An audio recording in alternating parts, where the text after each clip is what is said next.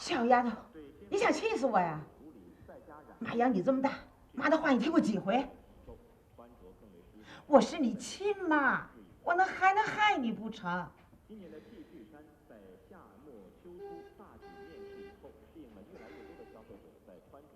不成，你不要脸，我还要呢。大妈，谁不要脸呢？啊，没什么，一个流氓。哎，大妈，我想起来了，昨天您下班的时候啊，一直有一个长得挺精神的小伙子尾随您身后，色眯眯的，就是他，要不要报警啊？哎，不要，也没说别的什么话，就说了几句闲话。王松，你怎么一天到晚靠在这儿，不去设计你那软件去？我还设计什么呀？哎，都遇上你们这样的，拿了软件不给钱，我不是设计一个赔一个吗？你小伙子，不能两眼只盯着钱，还得看社会效益。好了，哎，今天啊放你假，回家就设计软件去。哎，我还没忙完呢。哎，去吧，放假了。不是干什么？放假了。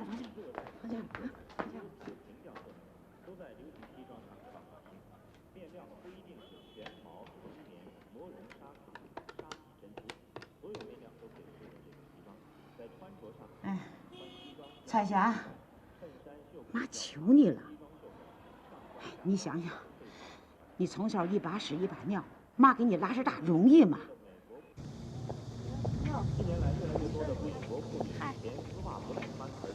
哎，有情况。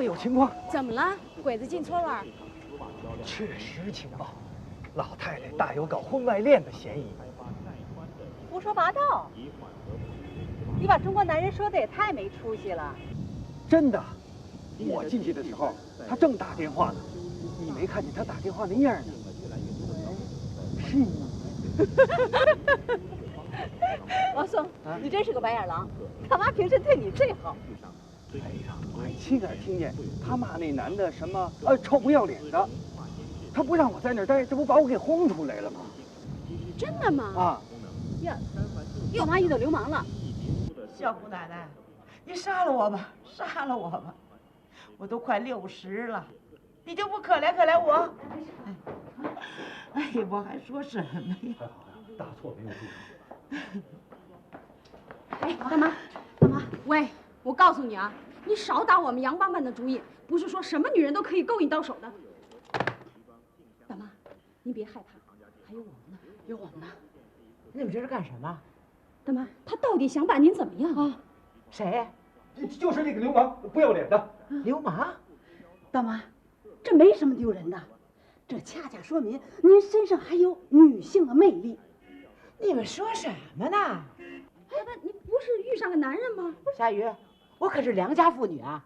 你再这么说，我真急了。喂，什么事儿没有？我们什么也没说，行了吧？喂，啊，市咨询中心，您有什么事儿？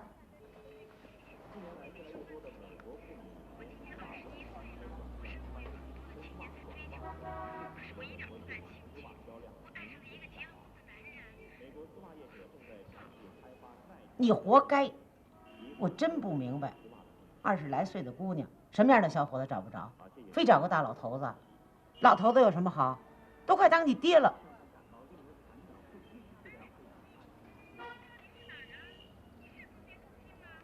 是，我们这儿只教人守规矩，不准你干那种不道德的事儿。是他女儿。没错，他女儿爱上一个有妇之夫啊。其实这也没什么奇怪的，现在男人诡计多端。可是那不行，我不管。就算你不要名声，你也不想想老子。你做了这种事儿，以后你老子怎么见人？哎，你们干什么呢？哎，王松啊，你不是走了吗？怎么又回来了？我把他拉回来的，我们拉回来他。你们拉他回来干什么？哎，我们不放心呐。大妈，您知道我们刚才在哪儿碰见他的吗？在河边儿，两眼直勾勾的。我们要晚到一步，想想都后怕，真后怕。王松啊，你怎么了？哎呀，大妈您就别打听了。不行，我得为你负责任。告诉我出了什么事儿，大妈给你做主。大妈，他女朋友跟他吹了。吹了。昨天晚上我还看见他们俩勾肩搭背的在大街上走着呢，也不嫌丢人。哎，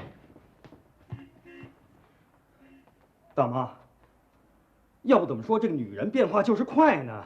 就一会儿的功夫，具体的说吧，我刚才出去碰见她，她就通知了我。为什么？他女朋友另有新欢了。爱上别人了？爱上谁了？一个已婚的男人。已婚的男人，已婚男人，这是怎么了？这世界出毛病了！哎，现在这女孩子怎么了？放着小青年不爱，偏偏找已婚男人。哎，我们年轻那会儿，爱不爱是其次，首先讲的是原配。谁要嫁个二婚的，在人面前都低一头。如今的女孩子倒好，不管人家有老婆没老婆，伸着腿就往人家里插，这世道还有没有王法？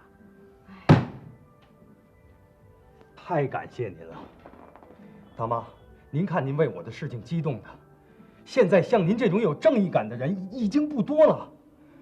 不过您不要为了我的事儿气坏了您自己的身体。我想得开，现在的女孩子和已婚男人谈恋爱是一种时髦。胡说八道！像你这种人，戴了绿帽子还想得开，怪不得你女朋友跟你吹了。就是。来，大妈，别生气，坐下，坐下。大妈，他想不开也没办法呀。您想，为什么现在到咱们中心来登记的男孩子那么多，女孩子那么少？就是因为女孩子都被已婚男人勾搭走了。真的啊，真的，大妈，怎么跟您说呢？如今的女孩子，她要是没有跟已婚男人有过那么一段儿，她就在人前抬不起头来。这么说，你也和那个已婚男人有一段，是谁？说出来光荣光荣。对，说出来听听。王宋，别忘了你刚刚失恋。大妈，他刚刚失恋，所以我才跟咱们这儿混呢。你想想，咱们这儿除了我一个人以外，没有其他的未婚女性。我要从这门走出去，我根本连头都抬不起来。哎，夏雨，你夸张了啊！你没经过那一段，是因为没有已婚男人爱你。大妈，其实现在爱上一个已婚男人吧，并不丢人。一个女人呐，要是没经过这一段，就算还没有成熟。大妈，你们家彩霞还没找对象呢吧？为什么？因为她还不成熟。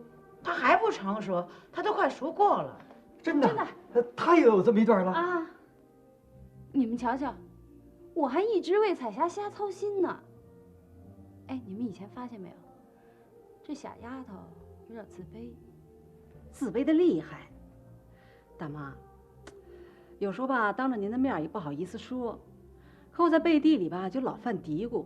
你说她这么自卑，这辈子怎么能得到幸福啊？没错，您看看她现在那样，上回到咱们这儿来，整个一个现代女性，成熟了。对，成熟了。怎么了？怎么了，大妈？干嘛？他怎么了？你怎么了？我的傻丫头她，他怎么了？她也有一段了。彩霞，你别怪妈，妈本来没想跟他们说，他们太贼，把妈的话给调出来了。嗨，说不说吧，这没什么丢人的。还不丢人？这两天我看着老街坊都不敢抬头了。妈，你也太老派了。新派怎么样？你说说。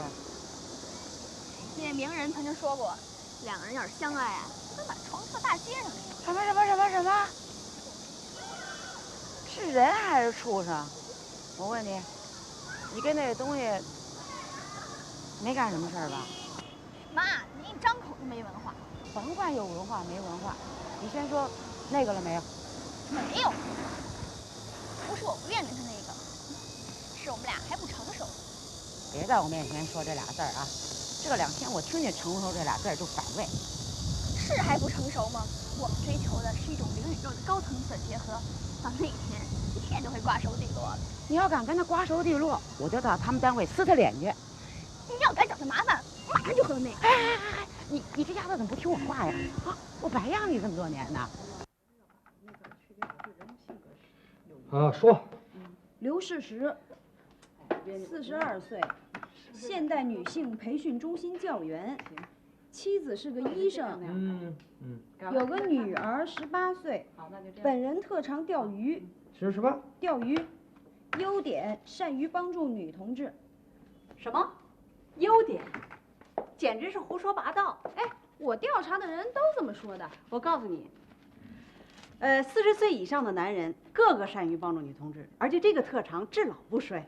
40岁以下的呢？那还用说？40岁以下的男人个个愿意接受女同志的帮助。那以后还请二位多多帮助啊！嘿，还干什么呀？真是！哎，夏雨，他帮助了多少女同志啊？根据他这个年龄嘛，42岁，起码得帮助5、6个了。哎呦，没错。哎，你看看他选的职业，现代女性培训中心教员。大妈，哎，小霞，快叫叔叔阿姨。什么叔叔阿姨啊？他们才比我大几岁啊！这孩子，萝卜虽小，长在辈儿上了，叫。听说你们要和我谈谈啊，随便谈谈，交个朋友。谈什么？谈爱情，一个永恒的话题。谈爱情？你们有吗？瞧瞧你们自个儿，一个离了婚，一个没人爱，一个有个女朋友又爱上了别人。没有爱情的人来教育有爱情的人怎么谈恋爱，这世界真是滑稽。所以我们才向你请教啊。没有爱情的滋味儿真是不好受，跟一个有爱情的人谈谈，也算是画饼充饥了。想问什么？你们说吧。能不能告诉我们你爱他什么呢？因为他值得我爱，他稳重、成熟。别说这俩字儿。他就是成熟，有才华，有学识。一句话，一个成熟男人应该有的，他全都有。那么，他爱你什么呢？我这么跟你说吧，他曾经给我写了一首诗，诗里有一句：“看见你，就像在沙漠里看见了绿洲。”彩霞，你想过没有，沙漠里的绿洲可不止一块呀。我不在乎，不求天长地久，只求一朝拥有。可问题是他已经有家了。我知道，他从来就没瞒过我。家庭是他沉重的十字架，他因此变得更加让我爱。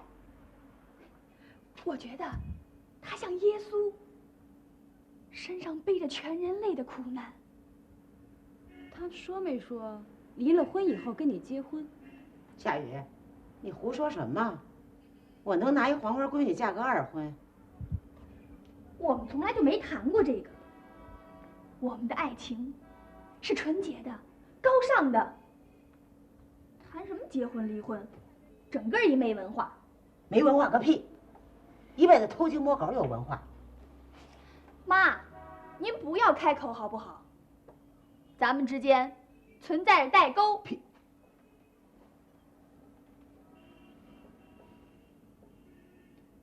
王苏，你的电脑。哟，电脑。哦。彩霞，我们已经把你和你的那个他的数据输进了电脑。经过电脑的处理，得出了科学的结论。不信，你就瞧瞧。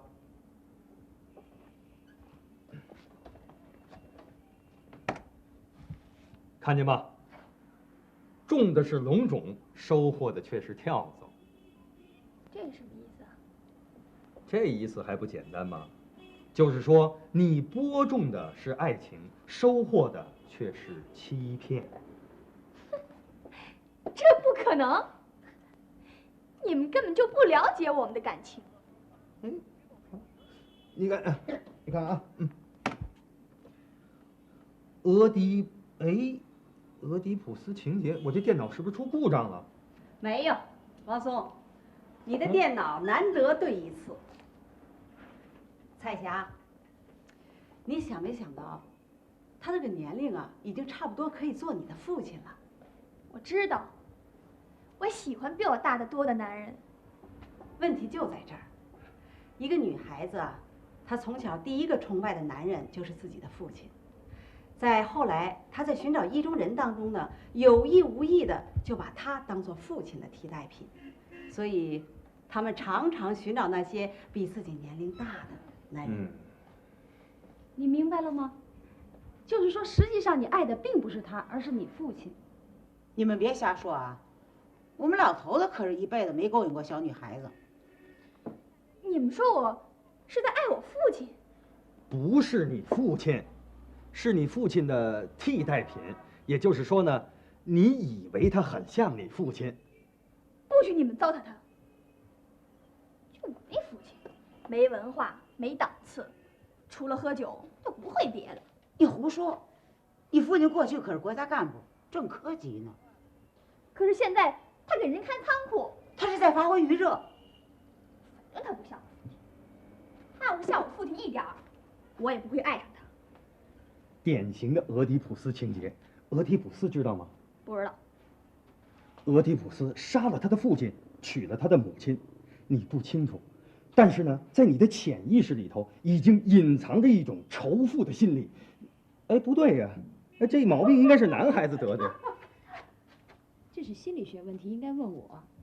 实际上，你有仇母心理，你嫌你的母亲跟你的整个家庭都俗，所以一旦你遇上一个你自认为不俗的男人，就爱上他了。夏雨，你说谁俗啊？给你急了。哎，说的不错，我是觉得他不俗，才爱上他了。那既然这样，你们又怎么能让我不爱他呢？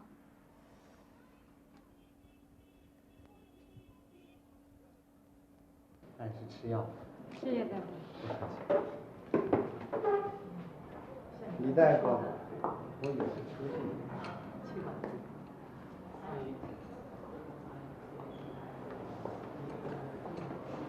做好准备，该轮到你了。夏雨，你说咱们这么做对吗？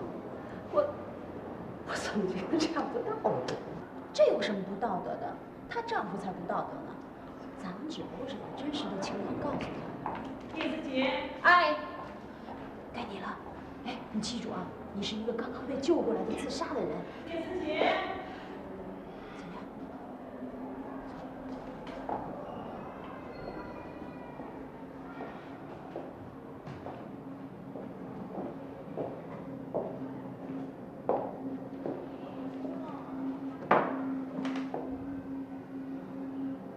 他怎么了？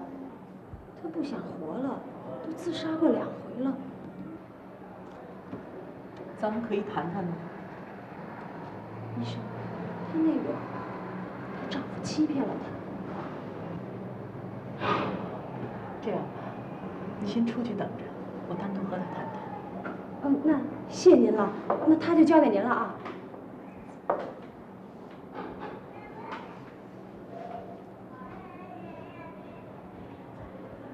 叶思杰，咱们谈谈好吗？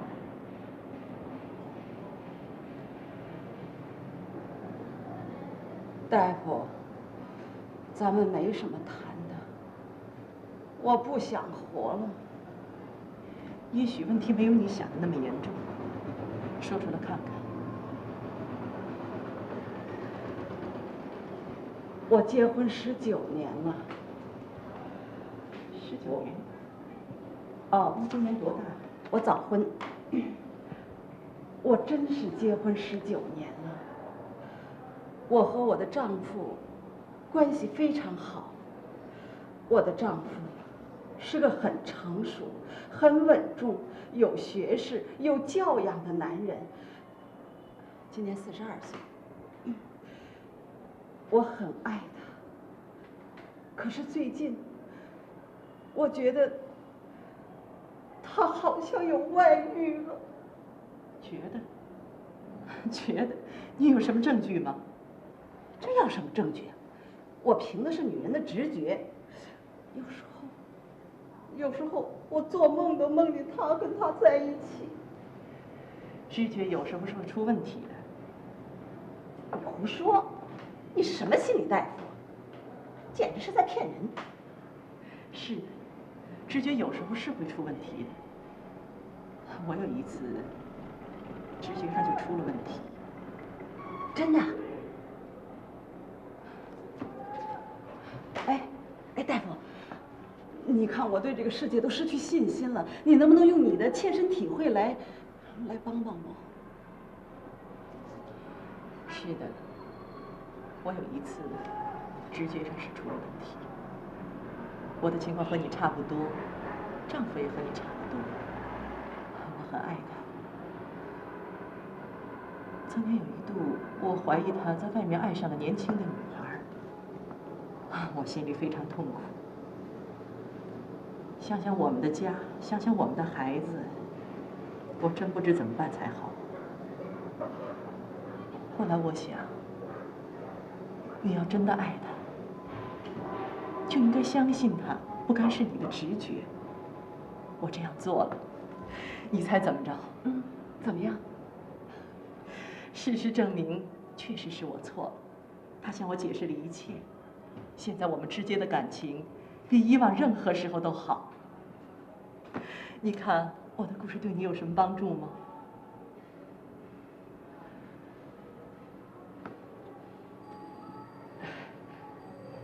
谢谢。哎，你等一下，我给你留个电话号码，以后随时有什么事情，你都可以给我打电话的。就这么着，我就回来了。我没法说，我说不出口。啊，大妈，请他们叶子。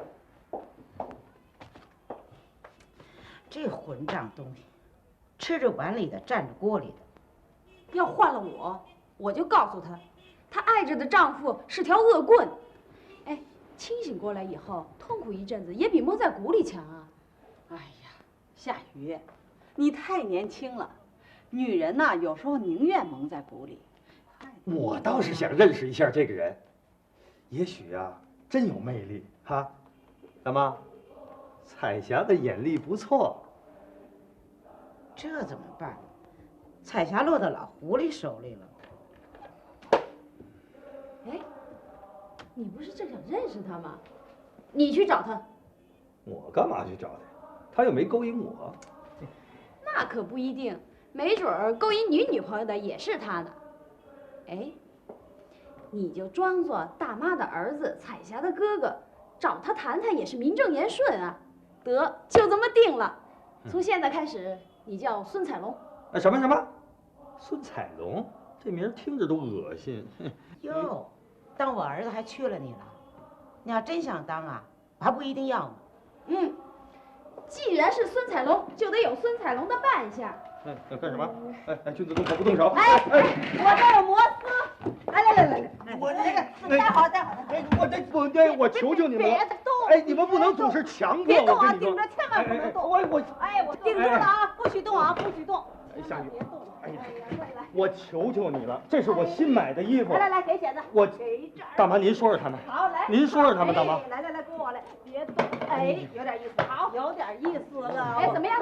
感觉怎么样？我说你们呀，你们还不如在我的胸口上再纹上一条龙呢。彩霞的哥哥就这德行啊？那怎么着？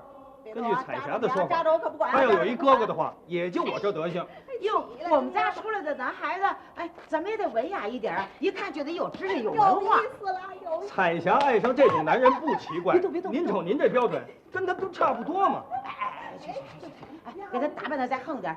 时间还来得及吗？要来得及，我出钱给他刺上一条龙。行了啊！来，我从到了你们这儿以后就没装过一次好东西。上回装的是什么金龙，这回又是彩龙。我软件钱我拿不回去，我再纹一身乱七八糟的东西，那我回去还见不见人了？哎，别动别动，有点意思了。王松，下边可就看你的了。哎，王松，你去了怎么说？啊，我去了以后我就说，哎，小子，倒霉孩子，你再敢缠着我妹妹，听话便罢，不听话我弄折你一条腿，我弄折你一条腿。哎，王松，不行，可千万不能啊！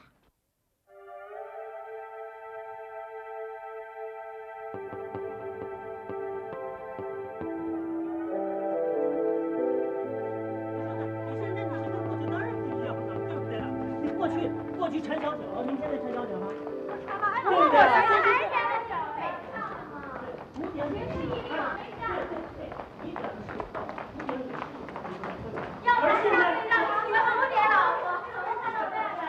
现在你能缠着小脚去参加奥运会，考完你可以不可以啊？肯定不可以的，对不对？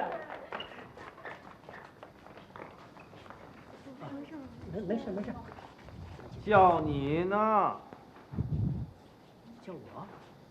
你不就是那个刘世石吗？是啊。哎，要不这样，你们先走啊。我们先走啊。那我们就这样。千万不要忘了下个星期这个时间啊。这个小李老迟到啊，没关系。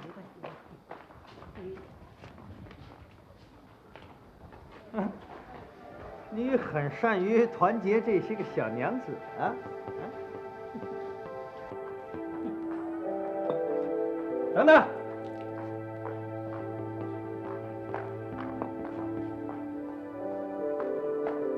你到底是谁？找我干什么？我是谁？说出来吓你一跟头。孙彩龙。孙彩龙？想起点什么了吧？什么呀？我可告诉你，我是刚从局子里出来的。怎么？想来参加我们的培训班？哎呀，小伙子，对不起，我们这儿只收女生。别打岔。你就没有想想你我之间有什么关系吗？你我之间能有什么关系呢？我是孙彩龙，是孙彩霞他哥。你总想起点什么了吧？孙彩霞？哼，孙彩霞是谁啊？我不认识啊。什么？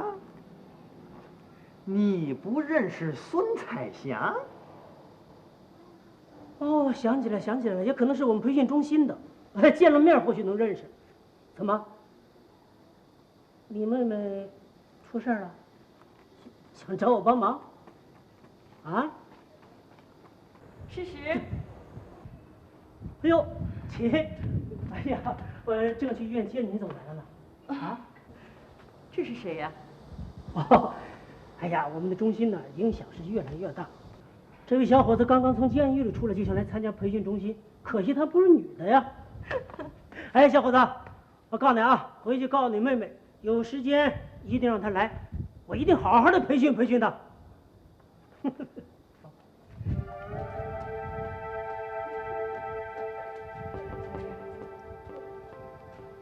这么说，他真是个流氓啊！合着你白跑了一趟，被他羞辱一顿就回来了？羞辱我？哼，吓死他！我真把他吓得够呛，当着他老婆的面一直冲我点头哈腰的。哎，我现在真觉着装流氓的感觉很不错，特别是那些小妞都这样看着我。您怎么说？我一装这种坏人和流氓就装得那么像呢？真是没有办法。完了，回头他一告诉彩霞，彩霞非和他那个不可。王松，我跟你没完。大妈，就你这么不敢碰不敢惹的，那彩霞跟他那个还不是早晚的事儿啊？那怎么办呢？我看呐，非得让彩霞认识他的真面目不可。我早就给她骂得狗血喷头了，可是她鬼迷心窍了，我越骂她越说得好。哎，你知不知道他们什么时候约会？这个容易，只要那丫头用1个小时化妆，准是去见他。我看啊，这小子根本不想离婚，只是想啊在外边沾花惹草的玩弄女孩子。彩霞还以为他多珍惜他们的感情呢。这镜子挺好玩啊。哎，下次啊，趁他和彩霞约会，咱们想办法让他老婆看见，看他怎么办？问题我们怎么让他老婆看见，又不能把他带到现场，告诉他真情吗？没问题，这事儿交给我了。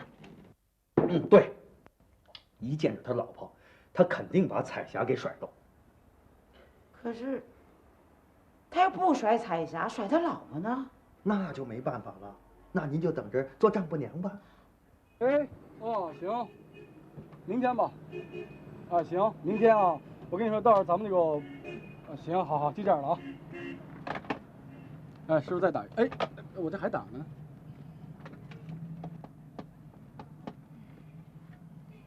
喂，喂，你这人怎么那么难找啊？我跟你说，找你好几天了啊。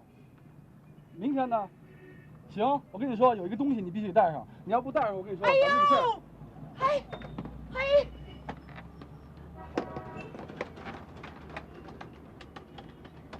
喂，斯皮德嘛，请呼王松。哎，王松啊，对，哎，等一下啊，哎，13192。哎啊，老太太，你告诉他，他们的约会在环城公园碧波亭，今天晚上7点。啊，还别动手动脚的，我不是那种女人。啊，什么？啊，不是，我是哪种女人，他们知道啊。哎，你告诉他啊，今天晚上7点，碧波亭不见不散。好，谢谢。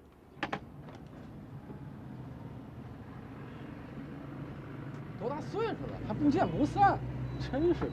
哎，交费。哎，我刚不是交了吗？哪儿交了？哟，老太太用我的钱打的电话。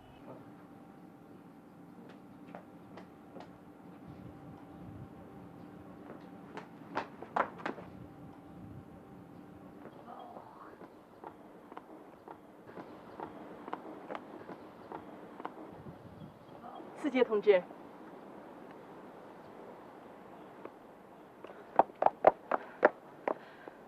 李大夫，怎么了？您来了，谢谢您，太谢谢您了。这个世界上还真是有值得留恋的地方。到底发生了什么事情？李大夫，我的直觉被证实了，我的丈夫真的爱上了一个女孩子，真的。我刚才正想从这儿跳下去，可我突然想起了您，想起了您那么真诚的劝导我，于是我就怀着最后的一线希望，按照您给我留的地址，给您打了电话。司机同志，不值得，不值得为这样绝情的男人办这样的事情。生活中可爱的男人还是很多的。是吗？您真是这么认为啊？哎，我想问，要是您碰到这样的事儿，您会怎么处理啊？四姐，我们不要预先为自己设计一个不幸的结局放在那儿。对于我来说，这样的事情是不存在的。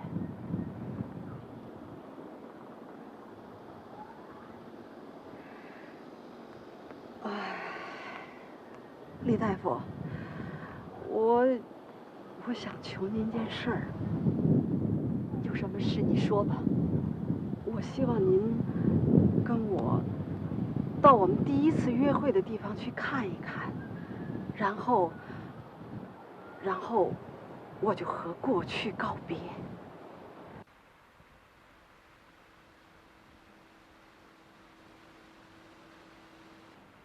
大妈，就这种男人，彩霞就爱上了。哎，大妈的闺女，你能指望她什么呀？这种男人怎么了？不比你强吗？你听听，现在就跟丈母娘似的。嘿，诗诗，哎，彩霞，你什么又来吧。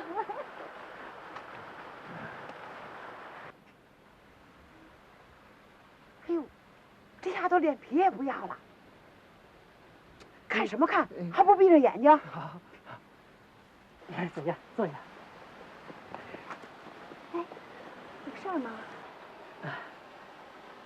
彩霞，我曾经对你说过，我是当代的浮士德，同时忍受着肉体和精神的双重折磨。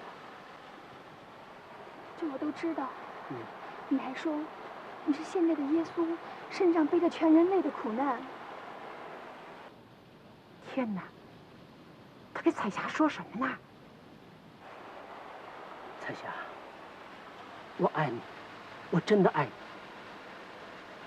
所以我不得不忍受良心和责任感给我带来的痛苦。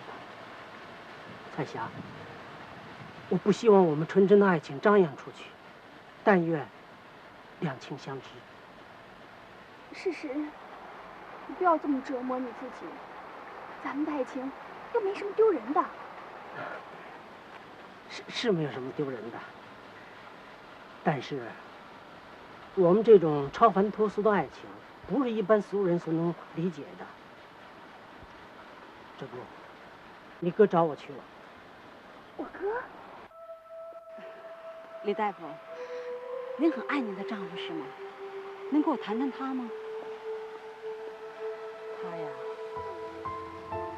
就像你那天说的，是个既成熟又稳重、有学识，而且责任心很强的人。他曾经是我的病人，而且一度病情很重。后来他病好了，可是还磨磨蹭蹭的不愿出院。我父亲不同意，我也有些犹豫。那时候他刚从边疆回来，没有职业。当然，我考虑的更多的不是这些，因为我是个医生，我考虑的更多的是他的身体情况。你知道，他得的是乙肝。后来他的痴情打动了我和我父亲。你知道，在这个世上，不是每天都可以碰到这么爱你的男人的事吗？再后来呢，我们就结了婚，有了一个非常可爱的女儿。哦，这就是我的故事，很平常，不是吗？李大夫，您很爱您的丈夫是吗？是的，我很爱他。你知道，我是个家庭观念很强的人，丈夫和女儿就是我的一切。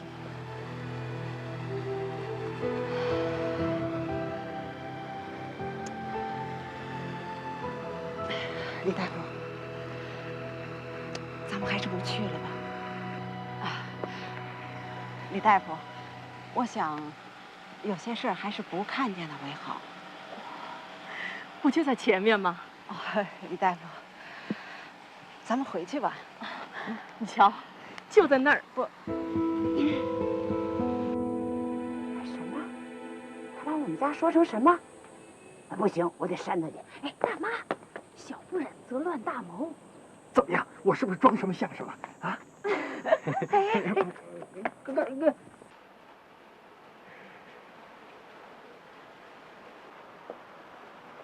哎呦，你怎么来了？可真是太巧了！来，我来介绍一下啊，小孙，这是你的师母，这是孙彩霞，我的学生。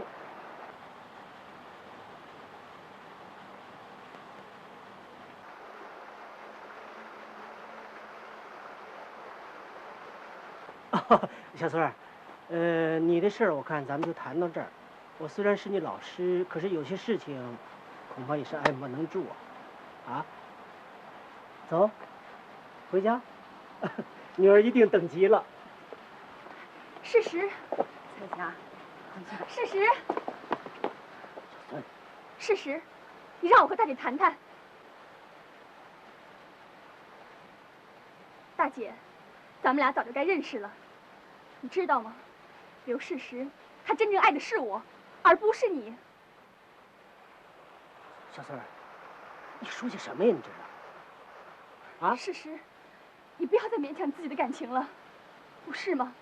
你并不爱他，你只是为了良心和道德，才把自己和他捆在一起。大姐，没有爱情的婚姻是不道德的，难道这种婚姻你也想维持下去吗？啊，亲，这孩子好像精神上不太正常，咱们回家。事实，你等一下，你今天必须把话说清楚，你到底爱的是哪一个？这还用说吗？啊？走，咱们走。刘世石，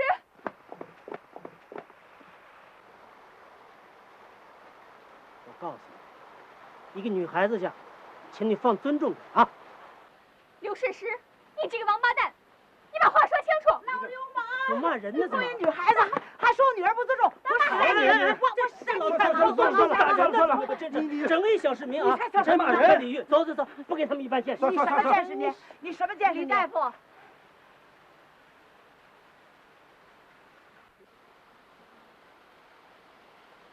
李大夫，真抱歉，让你看到了这个不愉快的这幕。不过我觉得，睁开眼睛总比蒙在鼓里好。谁给你们的这个权利？谁给你们的这个权利？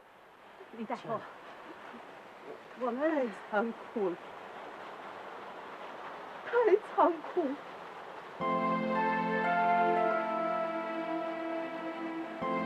你知道这个家对我有多重要？你不知道为了这个家，为了维持它，我付出了多少牺牲和自尊。可是现在，你们把它全拆穿了，全拆穿了，你让我怎么办？亲爱的，你听我解释啊，那个什么都不要说了，孩子还在家等着呢。哎。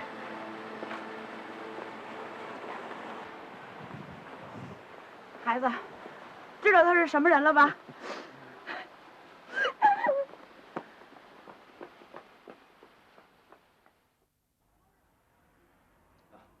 我不在期间，由师姐做临时负责人，你们俩人好好听他的领导啊。师姐，哎，大胆管理，这也是锻炼你领导能力的时候。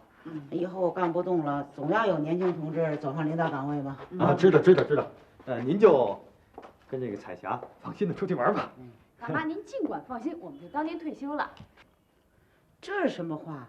我才多大岁数啊，还早呢。妈，咱走吧。彩霞，记着，不值得为一个无耻的男人这样。这个世界好男人多着呢，好好去玩啊。我当然不会怎么样。天涯何处无芳草，我会在外面的世界里找到我真正的爱情。王松，哎，谁呀？他女朋友。哎，王松，他不是爱上别人了吗？你怎么还？他已经成熟了。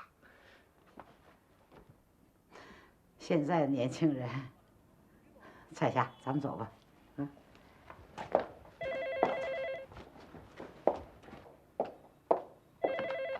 喂，我是思杰。李大夫，您在哪儿呢？